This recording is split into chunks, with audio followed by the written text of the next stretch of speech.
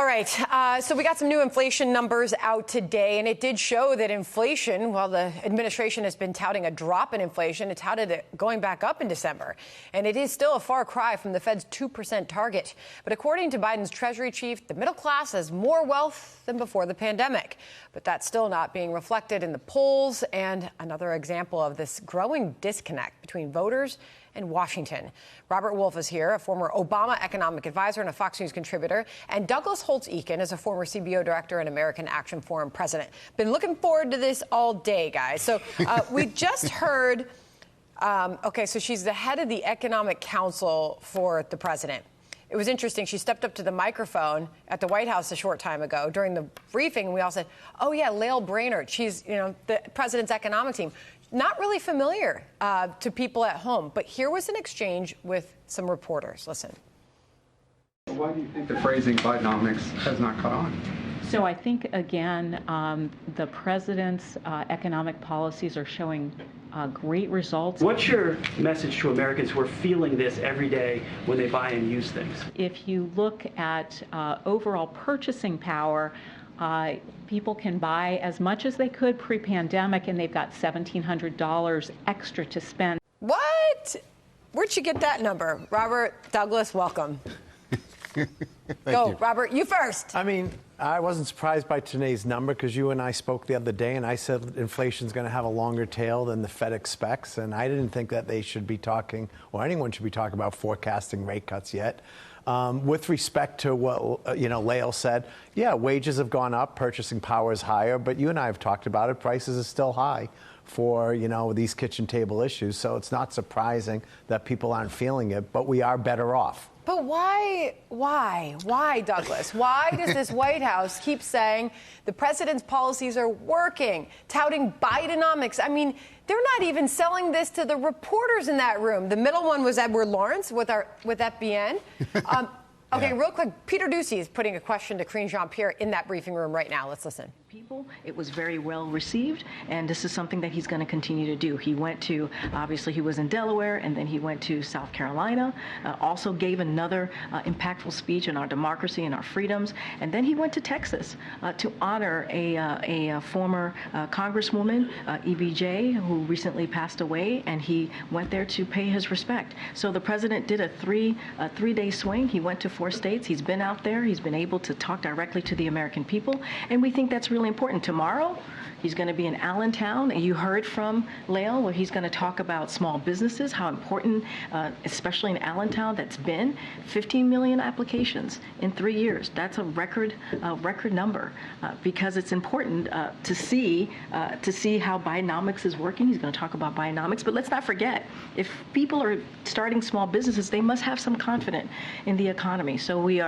he's looking forward to being out there tomorrow and talking again directly to the American people. So he did a 3-day swing, but for the last 3 days, Tuesday, Wednesday, Thursday, none of his constituents have seen him doing anything. Who decided that the American people are best served by seeing less of the president? I would disagree. I wouldn't say they saw less of the president. He was out there, again, a couple of states in 3 days. I think that's important to note as well, and give the American people the full information here.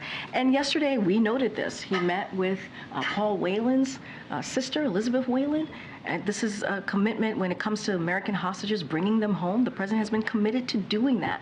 And we have brought home more than 30 people, 30 Americans who have been held hostage across the globe. And so the president is committed. He wanted to have a conversation with Elizabeth Whelan. He did that. He met with his national security team, as he does regularly. He did that. He had lunch with the vice president yesterday, important partner in everything that he's trying to get done on behalf of the American people. So the president is active. The president is doing what he needs to do to deliver for the American people, and he'll continue to do that. There's an item in Axios that President Biden was advised by the White House counsel to stop giving big dollar donors tours of the Oval Office.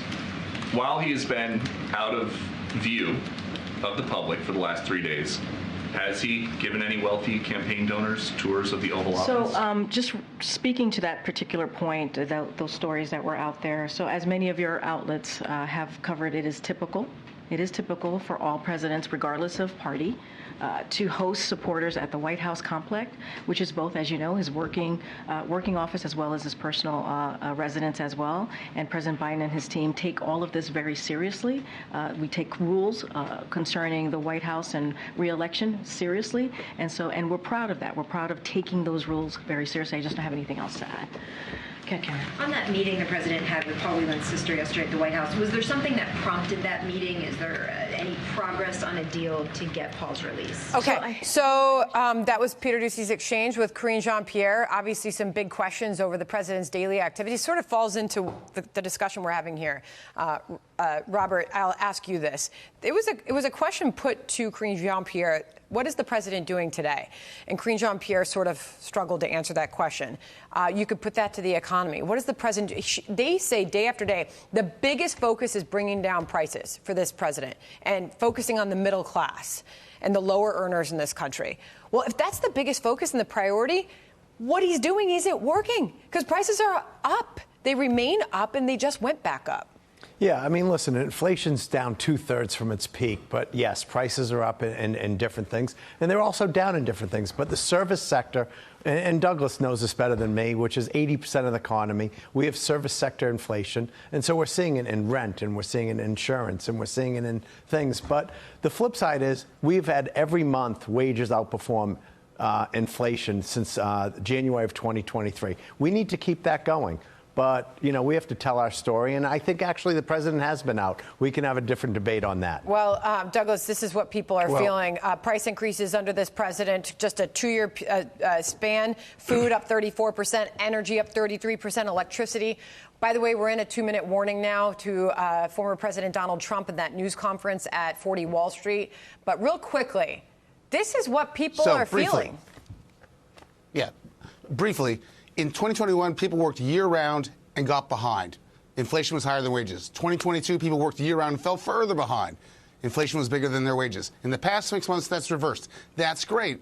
But they remember those 2 years. And what did we see? They had to borrow to get through the Christmas season at record rates. That's what you're seeing in these polls. They are hanging on, but the inflation's not gone. And Robert's right about it. It's not going to go away quickly. Very good. Thanks to both of you for joining us and hanging on through the breaking news. Appreciate it.